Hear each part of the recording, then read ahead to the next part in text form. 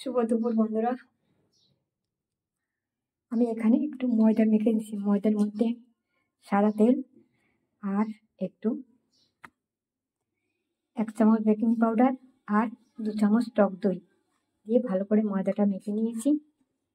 এবারে ময়দাটা ঠিক করে 4টে গুলি করেছি। এখানে গুলি আস্তে আস্তে করে করবো। এখানে আলুর চোখা, আলু সেদ্ধ করে আলুর মধ্যে কড়াইশুঁটি দিয়েছি, টমেটো দিয়েছি, কাঁচা লঙ্কা দিয়েছি আর কালো জিরে দিয়ে কড়াইতে ভালো করে চোখা করে নিয়েছি।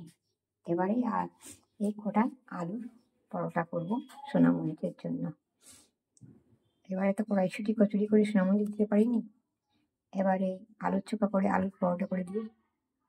এর মধ্যে আমি পুর ভরবো বাটি বাটি করে। এই যে একটা করেছি, আমি এক হাতে করেছি, ওই জন্য ভালোভাবে দেখাতে পারি না, সেখানে কিছু হয় না। এর মধ্যে আমি পুর ভরবো। এই যে আমি পুরটা ভরে নিয়েছি। এবার ভালো করে চারিপাশটা মুড়ে নেব। এই যে মুড়ে নিয়েছি। এবার এটাকে আমি একটু ময়দা দিয়ে বেলে নেব। এভাবে সব কটা পুর ভরে বানিয়ে নিচ্ছি। এই যে দেখো, এবারে সব এরভাবে মুখ মেরে নেব।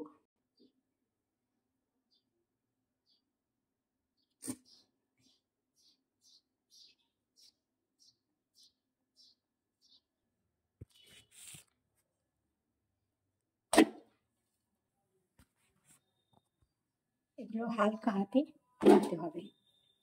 দুটো দুটো করে ভেজে নেবো। ছাকা তেলে ভাজবো না, আগে ছেঁকে নিয়ে তারপরে তেল দেবো।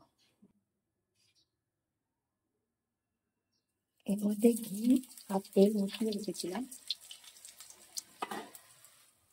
আমি ঢাকা তেলে ভাজবো না।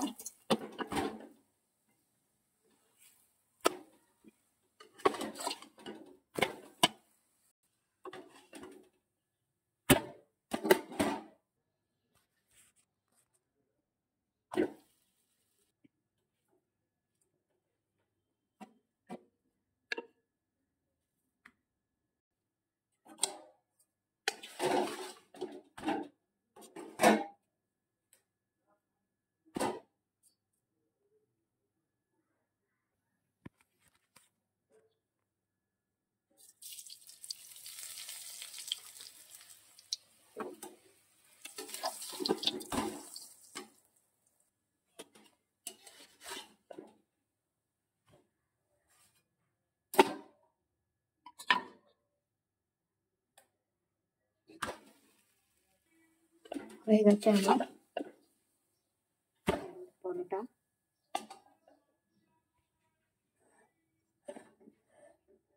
আর সোনামণিদের জন্য খুবই সাধারণভাবে আলুর পরোটাটা করে নিলাম।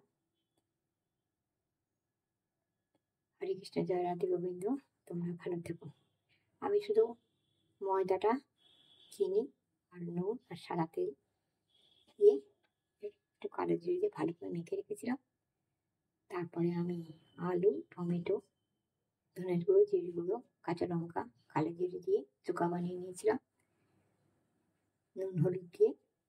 তারপরে এর মধ্যে পুর ভরে এটা করে ফেললাম। কেমন হয়? এটা খেতে খুবই দারুণ। জল খাবার, চায়ের সঙ্গে বাচ্চারা খুবই ভালোবাসবে। খুবই দারুণ। টাটা, হরে কৃষ্ণ, জয় রাধে গোবিন্দ।